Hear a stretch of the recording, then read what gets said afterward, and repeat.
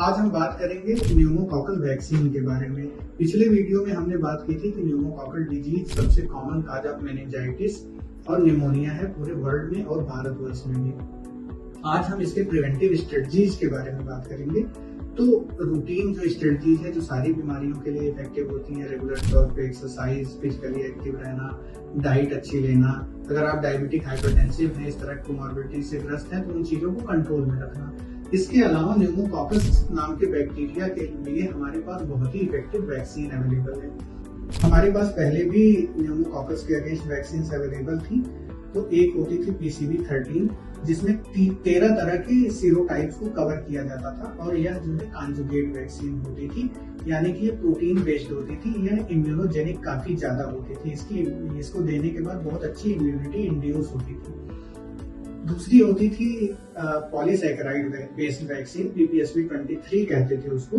तो यह जो है 23 सीरोटाइप्स को कवर करती थी, लेकिन यह उतनी इफेक्टिव नहीं होती थी।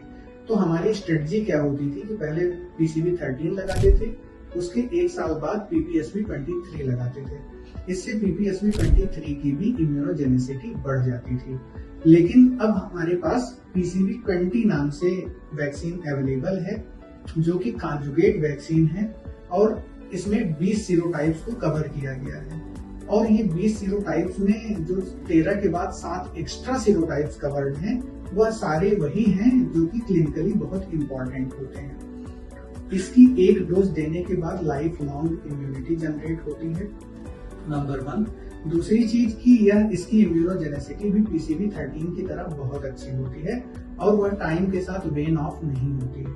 तो PCV20 अब हमारे पास एक ऐसा ऑप्शन है जिसको एक सिंगल डोज दे करके लाइफ लॉन्ग न्यूमोकॉकल डिजीज से इम्यून रहा जा सकता है। PPSV23 के साथ एक और प्रॉब्लम थी कि वह लोकलाइज न्यूमोकॉकल डिजीज के अगेंस्ट इफेक्टिव नहीं थी। जैसे हमने पिछले वीडियो में बात की है कि अगर साइनोसाइटिस हो गई या निमोनिया विदाउट बैक्टीरियमिया है तो उसको प्रिवेंट करने में PPSV23 इतनी इफेक्टिव नहीं थी, लेकिन PCV20 बहुत ही ज्यादा इफेक्टिव होती है इस तरह के प्रॉब्लम्स के अगेंस्ट भी। अब बात आती है कि किसको यह वैक्सीन लगवानी चाहिए। तो पहले CDC का रिकमेंडेशन ये था कि 65 साल के ऊपर वैक्सीन न्यूमोकॉकस के अगेंस्ट रिकमेंडेड है, लेकिन अब उसको घटा करके 50 साल कर दिया गया है। अगर आप किसी बीमारी से, लंबी बीमारी से नहीं ग्रस्त हैं, तब भी आपको 50 साल की उम्र के बाद PCV20 लगवा लेनी चाहिए। दूसरी बात आती है कि अगर कोई किसी तरह की कोमॉर्बिडिटी से ग्रस्त है, जैसे कि किसी कार्डियोवैस्कुलर डिसऑर्डर से, क्रॉनिक कार्डियोवैस्कुलर डिसऑर्डर से ग्रस्त है, कोई सांस की लंबी बीमारी से ग्रस्त है, लीवर या किडनी की बीमारी से ग्रस्त है या डायबिटीज है, तो इस तरह के पेशेंट्स को 18 साल या उससे अधिक उम्र में भी यह वैक्सीन लगाई जा सकती है। धन्यवाद।